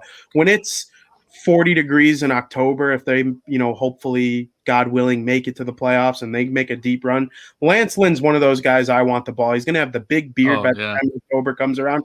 He just reminds me of, like, he's a Chicago White Sox leader. He's what this team needs. So I'm going with Lance Lynn. He had a pretty good week. And the funny thing is, I still think he can do better. He gave up 0 runs, and I could just see this guy going 7-8 innings of shutout baseball, handing it over to Bummer in the 8th and then Hendricks in the 9th. And then I guess I'll give an honorable mention to Kopech, who made 2 appearances, only gave up the 1 run in a couple innings, dominating with strikeouts yet again. The fastball is as electric as any fastball in the league for me. And some people were kind of getting on – another thing people were getting on La Russa about was throwing Kopech in an 8-0 game. Well, then we found out after the game that he's probably going to start on Friday. Yeah. The 7-inning doubleheader ready to roll. So it actually made perfect sense to get him some pitching on Monday. So that way he's nice and warm by the time Friday rolls around. There's always a method to the madness, whether it's right or wrong. So, I'll go Lance Lynn, and I'll give an honorable mention to Kopech. Big fan of the pitching this week for sure. Oh, real quick here. I do agree with you with Lance Lynn, and what you really like to see is in the 4th and 5th inning, he was really starting to unravel a little bit. But what was really nice to see with him was even when he didn't have it, he was still getting outs. And I want to go back to when I first jumped into the podcast when we were talking about Giolito, and that's what Giolito for 3 straight starts is later in games he's not able to get past the 5th, and that's when I really need him to show he's that ace going forward. But with Lance Lynn proving that he can get outs later in games when he doesn't have it, that it just goes far and beyond for me. So he has the highest odds on the Chicago White Sox to win the Cy Young, which is crazy to me. Vegas thinks he has the best odds of winning the Cy Young. Rodon was like 30-1, I think. Lance Lynn was like 15-1 or so. I would have to look at the updated one since the weekend was over. But like Giolito, he was there to start at the beginning of the season. But yeah, it's crazy. Wow. That is bizarre. And of course, Chicago starters have combined to go 14-5 with a 2.66 ERA, which ranks number 1 in the majors. The White Sox tearing things up with that starting rotation. It's something to get fired up about, boys. And speaking of getting fired up, let's get to our Pick to Click segment. I'm going to go ahead and address it first because I lost again. I am sitting at 0-6 on the year. I picked Yermin Mercedes last week, who went 4 for 16, batted .250 with 4 RBI. Not a bad week, but not enough to win. Zim, you had Michael Kopech, who had a good week, 2 appearances, 3.2 innings pitched, an earned run, 5 Ks, but he did have 4 walks in that stint. Gonzo, I hate to say it, but I think you win again. Jose Abreu, 7 for 19, bat 316 for the week, 7 ribbies, 2 walks, and a homer. I do gamble Santiago, and I'm a better gambler than I am at picking pick to click. So maybe I'm going to turn it around. Second half, I'm only 0 what is it now? 6. I got to win 6 more to go back to 500. That's a very, very tough task, but I can do it. I believe it. So that's an easy crown. We're going to crown you, Chris. Not bad pick. Zim was pretty good, but of course Jose Abreu tore things up. Let's get to this week, though. Let's get past my loss and on to a new week. As the winner, Gonzo, you can go ahead and make your pick to click first. So I'll let you take it away. Appreciate that, Joe. First and foremost, I give a shout out to Adam because he texted me after last week's show saying, hey, man, I hope that you're correct and Abreu turns it around and goes off this week. And I'm like, I have to go back and see what I respond to him. But I was feeling pretty confident that he was going to do it. And Adam Sham? Yeah, Adam Sham. Yep.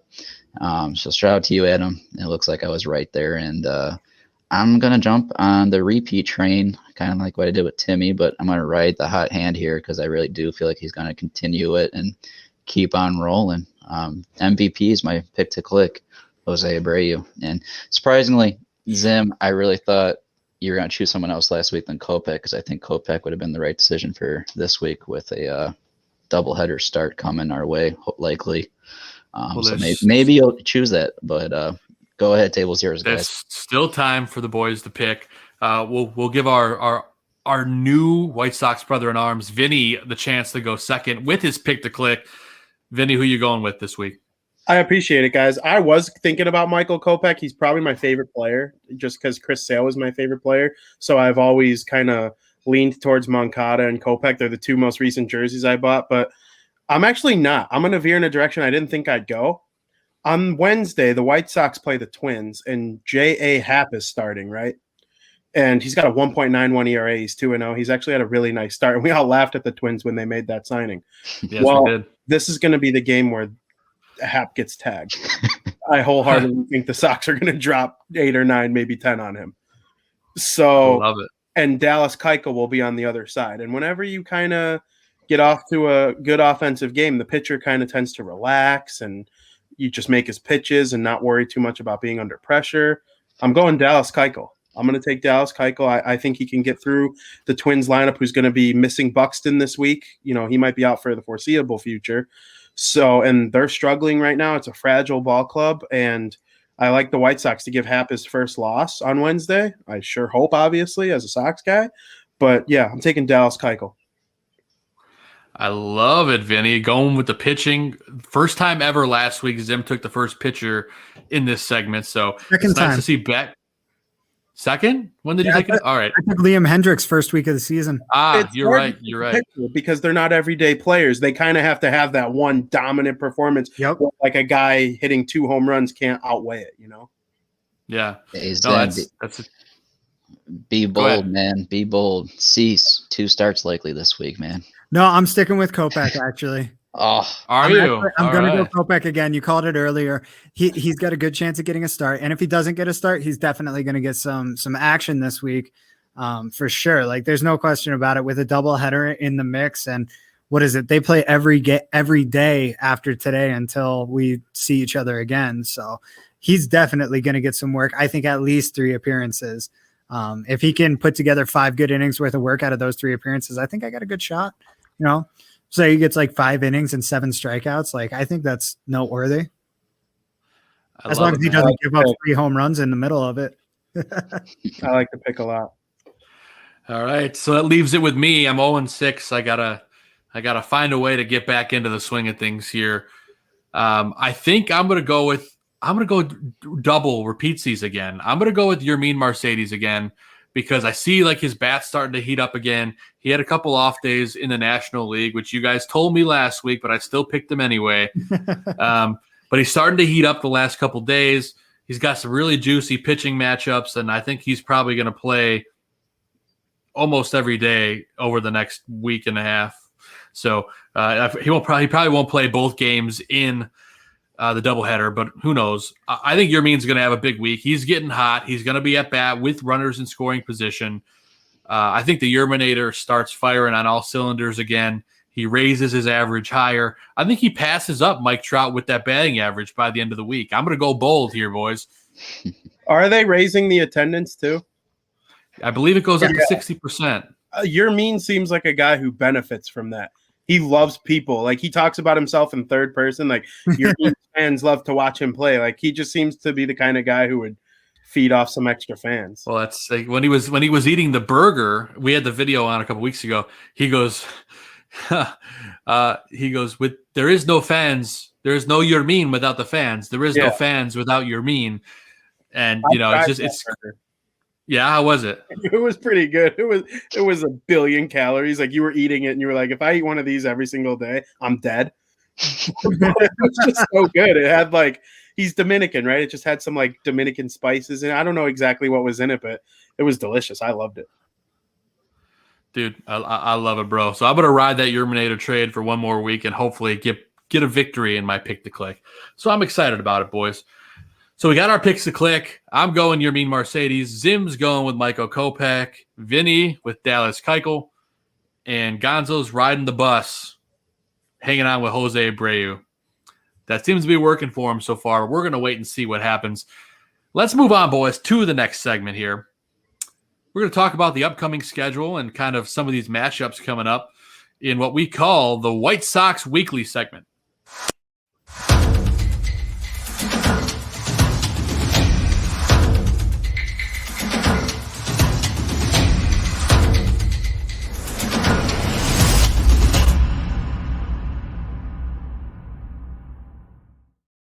Lots of AL Central games coming up in the very near future, gentlemen. These is a very crucial stretch for this White Sox team. And if we get a nice winning streak going here, it's really going to help us in that hunt for October. I know it's early in the year, but I mean, it's just the truth. It's an important stretch for this team. So let's take a look at the upcoming schedule. So we get 3 versus the Twins and 4 versus the Royals. So, of course, tomorrow, Wednesday, and Thursday, we're in Minnesota.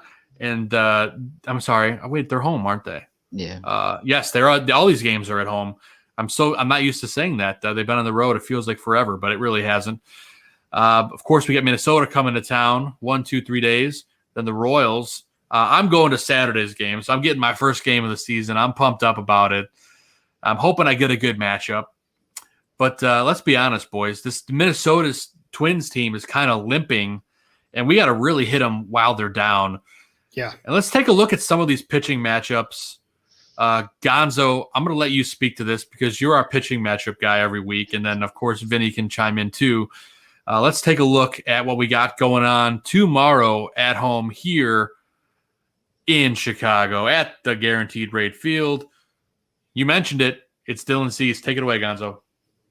Yeah, first and foremost, I want to give myself a little shout out for last week. So I was correct on all the matchups last week. And I do appreciate Aldo going to the Sox website, but I was ahead of them on my guessing. But I do like at the Sox website, they got all these, paragraphs that show you some good information here that you see on the screen here. But yeah, to go for this upcoming series, this 3-game series, it's Tuesday through Thursday versus the Twins. Tuesday's matchup, as you can tell, it's going to be Maeda versus Cease. Maeda was tough versus the Sox, during that COVID shortened season when we had to face him. So I'm really interested in this matchup. Wednesday is going to be Keuchel and Happ, and like Vinny said with Happ, we were all jumping when we saw that they signed him as the lefty as we beat up lefties, and hopefully that continues because we would love just to show them, don't put a lefty on the mound against us, so we're going to beat them up. But then game 3 on Thursday is looking like, I believe, Rodon and Pineda, right? Yeah. This is actually the game of the week for this series, I think. Pineda has been awfully pretty good, as you can tell by his stats, but even during the COVID season when he came back from injury, he was doing well too. And when you're going to go up against Rodon, Rodon's on his game right now, and hopefully he's going to be on his game for the longevity of the season. That's the only challenge he really has is to prove himself over the longevity of the season. But that is my matchup for game of the week for that series. And sadly, with the offense, we're going to have to face Cruz, and Nelson Cruz has been a pest for us. He's batting .294, 8 home runs, 24 ribbies. So hopefully we can, pitch around him a little bit, but try to get him outs, try to get some outs on him. But Buxton's injured. That's a key injury. And thank God, although you would really hate to think a player that's injured, but Buxton was really ripping the ball, putting some solid numbers up when he was healthy. And going into the Kansas series, it's 4 games this weekend at home, 2 doubleheader, Friday, Saturday, and Sunday. It's looking like game 1 in Kansas is going to be a repeat from what we saw with Lynn versus Lynch. That's what ESPN has, and it'd be interesting if they continue with that, because that was a hitting carousel that we had versus Lynch in that game. And we hit for a cycle in that first inning and batted around, so hopefully we can do that again. Game 2, deciders are yet to be determined. I'm going to take a guess. I think we all can agree it's going to be Kopech for us. I'm going to throw a name out there for the Royals because I think his name was Bubic on Sunday when he came in. He was pitching us pretty difficult, and I would, if I would put money on it, I would imagine that they throw him out in that doubleheader to go against Kopech in that game. That's the name I'm going to throw out there, so we'll see if that comes true. Saturday is going to be another repeat of Gio and Minor. And then Sunday, this is my game of the week that I see, at least in the Kansas City series, and that's going to be Dylan Cease and Singer going at it. Their potential promising arm. And then Carlos Santana is the bat to be careful with in that series. But go ahead, boys. I'll let you take it away with the weekly, White Sox Weekly. Yeah, so Vinny, you got any matchup of the week or any highlights for this upcoming week that we got to keep an eye on? I mean, yeah, Dylan Cease is going to be the only guy who gets 2 starts. That's just math. But, you're looking for him to pitch well in both of them. I hope the White Sox face Lynch on Friday in either the first game or the second game, just because I actually like his stuff. He kind of reminds me of their Dylan Cease in a way where he has good stuff, but he's just not commanding it well. And if he's playing a good offense like the White Sox have, they could just tee off on him. Of course, the highlight is Michael Kopech. What can he do in his 3rd start? He's been a reliever for a couple outings in a row now again. And, he's going to be used in these spots. And if they're following up, I would imagine they use Kopech in the second game. I'm not obviously certain on that, but right. It really doesn't matter. But you almost want to go with him in the second one, because you want to win the first. But if you need a win in the second, you kind of feel comfortable with Kopech. And it has a chance to be a very big week for the White Sox because you like their chances on paper in a lot of the matchups. I know some of those Twins pitchers have good stats so far, especially Happ, but I like their chances against the lefty. So, and it's so weird to say they just dominate a lefty, even though Abreu is a better hitter against righties. So that means just the rest of the team is, firing on all cylinders whenever there's a lefty on the mound. But we're also getting to the point where it almost doesn't matter. They got to score because their pitchers are going to, give them what they need. I think they're undefeated when they have 5 runs or more this season so far. So just score and give these pitchers what they need. I talked about Lynn earlier. That guy's, what you're going to get from him. He's just going to do whatever he can to go out there and give a start, whether he has to grind or not. It could look pretty, it could not, but Lynn's going to give you what you need. So I'm liking Cease and Kopech this week outside of my pick to click Keuchel. Let's go, boy. Let's go, boys. Big week for the White Sox. So let's get some wins and keep this thing chugging along. So let's move on to our next segment. We got one topic we're going to discuss. Then we're going to get to some fun stuff after that. But I'll tee it up for the chat room. After our next segment, we're going to be talking about our favorite local establishments near the ballpark. So chat room, let us know what yours is, and we'll talk about it in a little bit here right after we wrap up our next segment, which is our hot topic conversation in a segment we call The Guaranteed Take.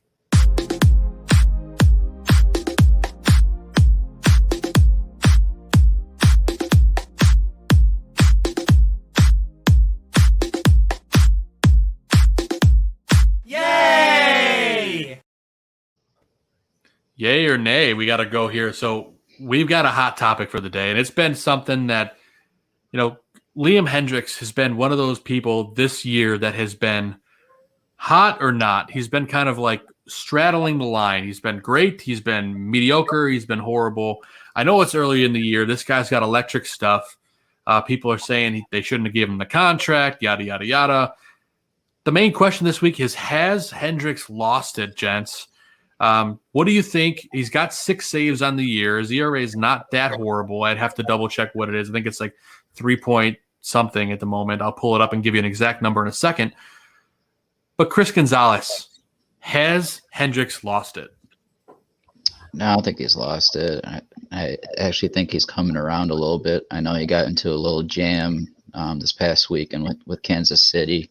I can't remember if he was used. I think he was used in the home series versus Kansas City, so I can't really tell you if this was his first time, going up against that lineup. But he got out of that without getting any runs up, and that's what you like to see out of the closer. And we're definitely going to need him this upcoming week with all division games, and really next 2 weeks, because it's. I'm not going to say that this is going to decide how the division's going to go based off of the next 2 weeks, but you can definitely put away any hopes for Minnesota if you put them down in the next 2 weeks and win these series and even sweep them the next 2 weeks here.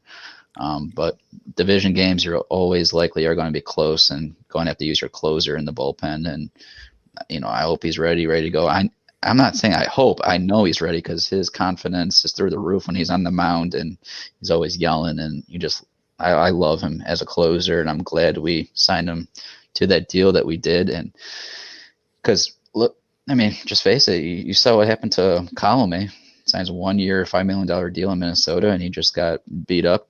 And I know that because I had him in fantasy, and I watched him destroy my ERA and made me so pissed off. But we're going to see him in this. We might see him. Well, he's not going to be the closer, but he's going to be one of their setup guys. We'll see him. So we're going to see him, and hopefully we make him pay and keep him as a setup guy, not a closer. Yeah, great decision by the front office, no doubt about it. That's a great move to get rid of him. I love it. Vinny, thoughts on Liam Hendriks? Has he lost it? Is he going to be okay? What are you seeing from him?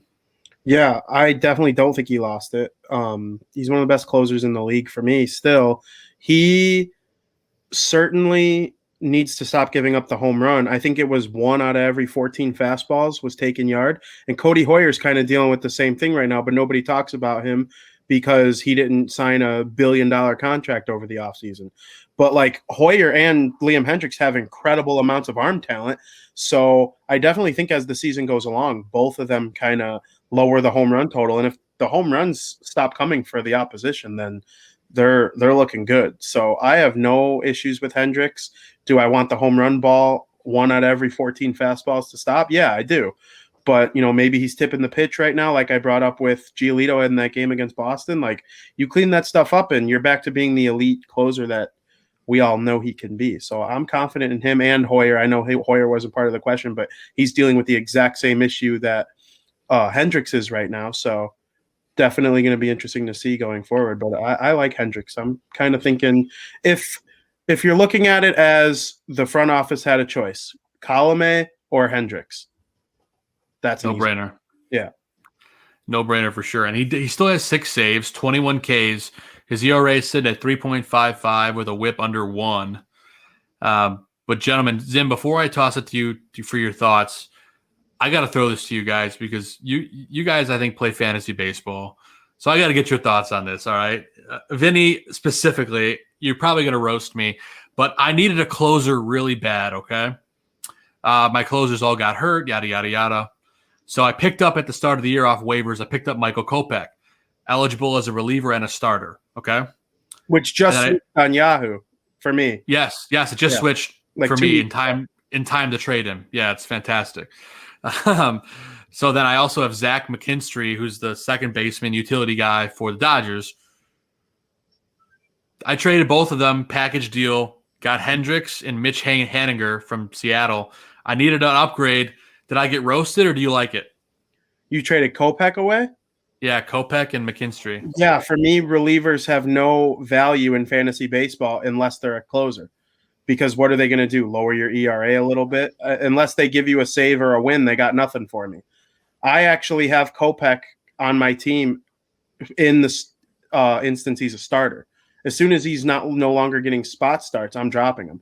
I personally have one closer because I am willing to give up the save category for good ERA and wins. So I'm kind of on board with that trade, actually. If you're going for saves, Kopech gives you nothing. He'll give you wins, I guess, every now and then, but not really because he's a middle reliever right now. That's exactly what's happening with me. I called him a super weapon 1,000 times earlier in the show. Yeah, he's not being used as a starter too much. And when he is, what do they have to do in a 7-inning game to be considered a winner? Is it 4 innings or is it still 5? Because chances are he's not going 5 in a 7-inning game. So for me, a starting pitcher should give you either wins or saves if you're playing fantasy baseball. Ooh, Santello doesn't like my trade, but hey, my closers suck. I need saves. It's a category in my league, so I did it. And just to give you a little bit more insight, gents, not to take up too much more time, but my starting pitching is Garrett Cole, Dallas Keuchel, Lance McCullers, and Sandy Alcantara. So I'm pretty set when it comes to starters. So I could afford to get rid of Kopech. But I also want to mention Friendly Confines. I mentioned the wrong time earlier. It's actually coming up after us at 10 p.m. Central Time. So if you have Cub fans, tell them about that, and make sure you Sox fans stay tuned to the end of the show. Coming up next after this, talking favorite local establishments near the park. Zim, I haven't let you talk about our buddy Liam Hendricks, so let's get to you. And Gonzo had one thought, then we're going to move on. Like you mentioned, 3.55 ERA, 12 strikeouts, was it? No, sorry, 21. I got that reversed. I dyslexiated it. Putting the sexy in dyslexia, guys. So let's see. Yeah, 21 strikeouts, 0.95 whip, which is, in my opinion, a little high for a closer. But when you look at all these numbers, they're all below his career averages, right? Like he's got a 224 average allowed, which his career average is a 260. That 0.95 whip is below the average of 1.27. What I think we're failing to realize when we say, has he lost it, is just how unreal he was the last 2 seasons. The last 2 seasons, he was hands down, without a doubt about it, the best closer in the game. And, you know, at this point, he's getting a little older. He's not going to be quite as sharp on a day-to-day basis with the way that this team is going to need their closer, because we're not in a lot of these tight close situations. The frustrating part, I think, is that we're expecting him to come into these situations that are fewer and further between than they were out in Oakland and still be that same guy who is pitching 3-4 times a week when now he's only pitching once or twice a week. And it's an adjustment period for him. So he's getting used to it. You know, like Vinny was saying, the home run rate is definitely a little alarming, but like if he's still finishing the game out, like who cares? I will say if he continues giving up home runs at his current rate, it will be the most home runs he's given up in a season in his entire career. His current career high is 17 home runs allowed in a season. That was in his sophomore season with Minnesota. He's currently on pace to give up about 22, 23, assuming he gets 70 to 75 appearances this season, which may be a little high for him, honestly, considering what I just mentioned the usage is going to be. So, you know, the ERA will come down. It's actually starting to come down. Over his last 7 games, he's got a 2.84 ERA with 4 saves in 7 games. I mean, that's what you want out of your closer right there. So over his last handful of games, he's doing fine. The 2 earned runs is a bit problematic, but again, with time, that'll even itself out. Love it, Zim. I love it. I love the optimism here from us boys. Gonzo, you had a quick thought. Let's make it quick, and then let's move on.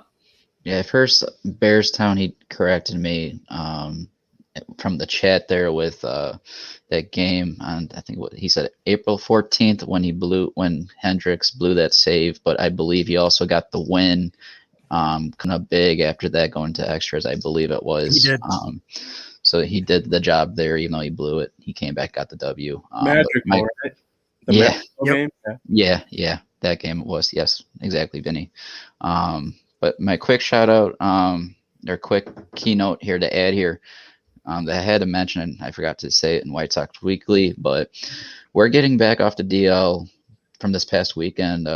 Garrett Crochet, that's a really great lefty that you want to see coming back.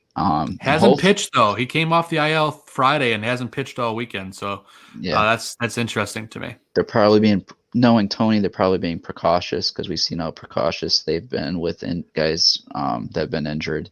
But let's see where his velocity is at, because I was worried about Garrett a couple of weeks ago because I saw his velocity dropping, and normally when you see that at a pitcher, some tweaks happens with them and they go to the DL. So hopefully his velocity is back up and he continues to. I think him and Kopech are going to be those weapons coming out of the bullpen that you're going to need on the matchup. So hopefully, this is key. Such a key move that I love to see. Yeah, let's do it. And we're happy to have him back. Of course, he was on the IL as of April 29th and with an upper back strain. So we're happy to have him back. Hopefully he's got that all figured out and we can dominate this weekend. And gentlemen, we talked a lot of baseball this show, but now let's talk more on the fan side of things. Let's talk about the experience of going to a ball game. Let's talk about your favorite local establishment near the ballpark. And I know I've asked the chat for some of their answers, which we'll get to in a minute, but let's talk about our favorite places to go when we're going to the ballpark. It could be within 2 blocks. It could be within a mile. It could be within 2 miles. Something that you do when you go to the ball game. Vinny, I'm going to toss it to you first, man, because we talked a little bit earlier, and we're very aligned with this. It's one of my choices, a couple of yours. So let's go ahead and what do you got? All right, I have 2 because I can't just choose one. The first one is a favorite that was introduced to me by a couple family members. When I go to the ball game with my dad, we don't not go here. Like, I honestly, truly in my heart think he enjoys this more than the ball game itself. And I might be right there with him, honestly. And I love the White Sox more than I love myself. So it's Rico Bene. I want to say 31st, but I could be wrong. I would have to fact check that. It's not far from the 20. It's on 26th. 26th. Okay, so it's a little 26th. It's like 26th, just off of Wentworth, basically. Okay, so it is a little further than I thought, but still, it's amazing. I'm a man of Italian descent, so I like the Italian food, obviously. And when I'm talking about a good breaded steak sandwich, there are 2 kinds: homemade from either my dad or one of my aunts, or Rico Bene. They put the sauce on it. They got the cheese. It's real good. It's kind of a hearty sandwich, like kind of hard to eat too. But if you order the giant one and you eat that, it's hard to eat something at the game, even though I'm going to, because I have to eat at least one thing at Guaranteed Rate Field every time I'm there. Sure. But if you're going all out, it's a cheat day. I'm not worried about my calories or anything like that. It's a good meat sandwich that just will you. And I've even had a slice there of pizza, and they do everything right. I enjoy going. They've got great food. Vinny, real quick, that breaded steak that you're talking about voted best sandwich in the world by USA Today. Wow, that's impressive. I can't say I disagree with it. I mean, it's kind of like it has the design of a chicken parm sandwich, but with the breaded steak instead of chicken. It's got the mozzarella cheese and the red sauce on the nice Italian bread. So I definitely enjoy that. And then a new one that I just tried a couple weeks ago is Buffalo Wings and Rings. And, the owner knew I was coming, and he sent me a message on Twitter, and he's like, "Hey, I'm a fan of yours. I want to hook you up." And they gave me, my brother, and a good pal of mine a table quickly. We didn't have to wait. So shout out to Buffalo Wings and Rings. We'll definitely be back there at the Buffalo Nachos. They're 35th in Halsted. Yeah, they're really good. So those are my 2 go-to places on the Chicago White Sox pregame meal. And I just can't say enough, especially Rico Bene, man. That sandwich is unbelievable. I'm craving it right now. Like, dude, I can smell it. I can smell it as you're talking about it. I mean, I've even gone there before a Bears game. That's how much, when I'm in the city, I could smell it. I'm like, I know I'm getting close. I'm like, Rico Bene. So those are my 2 picks for sure. 1, 2. Vinny, before I move, I bought a house in the suburbs last year in New Lenox. Mm-hmm. But I used to live 2 blocks from Rico Bene's. Lucky you. That's all I can say. No, that's not a good thing. I've told myself the steak sandwich is a twice a year thing. Okay. Yeah. And it's got to be spaced out over the year, because when you have it, you take the best nap of your life afterwards if you eat it when you're chilling at home. Absolutely. And the food's not the same at Guaranteed Rate Field so far this year, just because not everything's open. They're sectioned off. Like, you can only go from section A to section B. Like, you can't roam the stadium like you normally can unless you have screenshots of other people's tickets.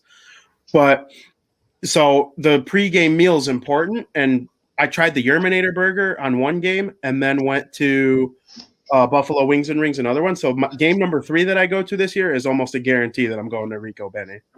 I love it, man. And Santiago's saying I look skinnier since I moved. That's right. Thank you, Santiago. I appreciate it. You look great. Thank you so much. It's not having a steak sandwich twice a year. No, I'm going to get it when I go to a ball game soon. But anyway, gentlemen, I'll move it on to somebody else. Gonzo, I'll toss it to you. I know we got to get out of here soon. But Gonzo, favorite local establishment? Yeah, usually when I go to Sox games, I don't really adventure out too, really too far from the park. But family tradition that we like to do is just go to the Shy Sox Bar and Grill and get started on drinks and get some food in us. They did have this Hurt sandwich, which was a brisket sandwich that they removed it from the menu, but it was absolutely amazing. But what I really like most about this place is going to the second level, and it's just, Bayview windows of the park, so you can just, eat and drink and just be that much closer to the park and getting ready to get that mindset that you're about to go watch a great game. And I just absolutely love pre-gaming there and getting those drinks in before I completely go out of it when I, Joe, 'cause I like the 300 levels. So, that I know that you do. full bar, and off Gonzo is, because he's just going to be out of it. And I will give a disclaimer. The Chi Sox Bar and Grill is closed currently until the capacity is raised higher. Although we are going up to 60% soon. So maybe that's something in the coming months that opens up. It's literally right across the street from the ballpark. Doesn't get any closer. And yes, the burgers are delicious as well. So great pick, Gonzo. I love it. It's right there across the street from the park. Steven Zimmerman, I know you're not a local, so you probably don't have a place around here, but I'll give you 1, what's your favorite Chicago food, and 2, local place in Colorado. It's Chicago food, like in the city. The 2 places I hit whenever I'm in town are Gene and Jude's, which is, far north side, but still great hot dogs. Yes. And I go to Pequot's Pizza. That's my favorite pizza joint in Chicago. Nice. Unfortunately, I haven't spent a whole lot of time around the stadium. Pretty much out of the car, into the stadium, out of the stadium, back into the car. So there you go. But I mean, our stadium here in Denver, it's right in the lower downtown district. It's where it's at, if that makes sense. It's where it's at. It's where all the frat boys hang out. So there's all kinds of, great fun bars and stuff around here. If I got to pick one place though, out here, at least I go to Marquee Pizza. It's a New York style pizza place. Because you can't get good Chicago style pizza out here. So the next best thing is somebody who can at least make a decent tasting piece of pizza, and it doubles as a music venue. So, occasionally you can go 2 for 1, hit a Rockies game and go see a show later on. There you go, man. I love it. I love it. Great recommendation. And before I give mine, let's take a look at some of the chat rooms here. I'm going to go ahead and pick a few of these. Okay. Yeah. Gene and Jude's. That's a great place. I went there actually after the Bears 100 celebration. I went with Brags, and I think Badge and I nibbled on some stuff over there. It was good stuff. Cannot go wrong. And it's actually in line with Gene and Jude. So I'm just going to go ahead and give mine now. My favorite local establishment right down the block from the ballpark is 35th Street Red Hots, man. It's that little shack when you're walking down 35th Street. You're about a block away from the park. It's on the left-hand side of the street. You just walk in. It's counter service. It's Depression-style hot dog, very much like a Gene and Jude's. It's that really thin snap Vienna beef hot dog. You guys know what I'm talking about. You bite into it, you get the snap. They put the fries right on top of it. Of course, you get your mustard, your onion, your sport peppers. Delicious. Best of all, as a Chicago guy myself, and it's sacrilegious to put ketchup on a hot dog, they have the ketchup bell of shame. So if you order ketchup on your dog, you got to go up to the bell and ring it. So it's absolutely hysterical. The hot dogs there are to die for. They're what dreams are made of. It's like Gene and Jude's. Yes. Oh my God, I can smell it walking by it, seeing it right now. Yeah, right there when you're walking to the ballpark. Literally my favorite place to go right before a game and after. It's right there. Take it home. I'll even take it home and warm it up cold. It's delicious.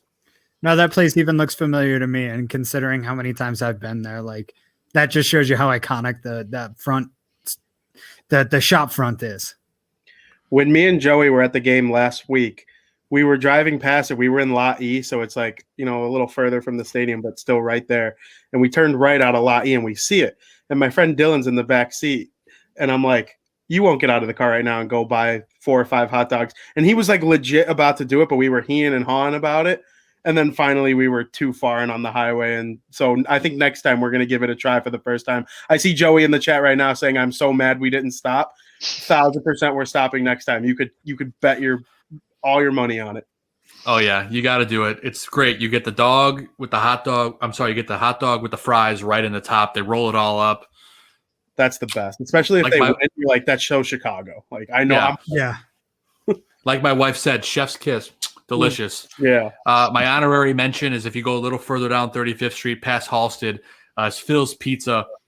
Absolutely delicious pie, man. One of my favorite pies in the city. I think my wife and I might make a stop there on the way home from the game on Saturday. So I will tweet out some pictures depending on what we do. But Phil's Pizza and, of course, 35th Street Red Hot. So many great other local establishments. You got Franco's. You got Maury O'Malley's. Buffalo Wings and Rings. There's just so many places to name. Cork and Carry, Turtles. The chat room mentioned a lot of these places. So let's see what some of the chat room had to say. I see from Travis, you got Maxwell Street Depot, of course, classic. Literally open 24 hours. You can get anything you want: a hot dog, a brat, a pork sandwich.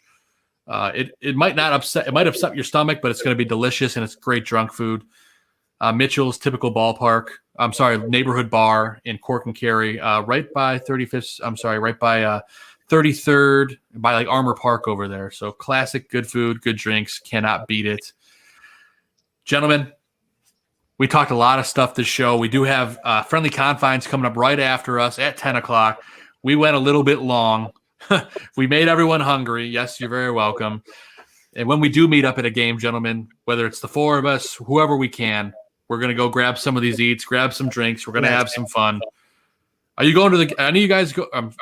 Zim, I'm sorry. I didn't mean it. Gonzo or Vinnie, are you guys going to any games this weekend? You going Saturday? I don't have any tickets, but you never know what happens. I'm a free bird. We'll see. The Kopech game's intriguing. I definitely would like to go on Saturday. My schedule with the hockey stuff kind of impacts everything too. So sure. Absolutely. Well, I will be at the game on Saturday. If you're there, let me know. We'll touch base. Gonzo, we got to catch a game, and Zim, we're going to work on it. Anyone listening, if you guys are at the game on Saturday, shoot us a tweet. You can hit us at South Burb Hitmen. You can get me at Joe Mandel. You can get Vinnie at Vinnie Parise. Chris is CG3 Gonzo, I believe. Oh, look at that. It popped up right on cue. It's amazing. And Zim is at Raging Sox fan.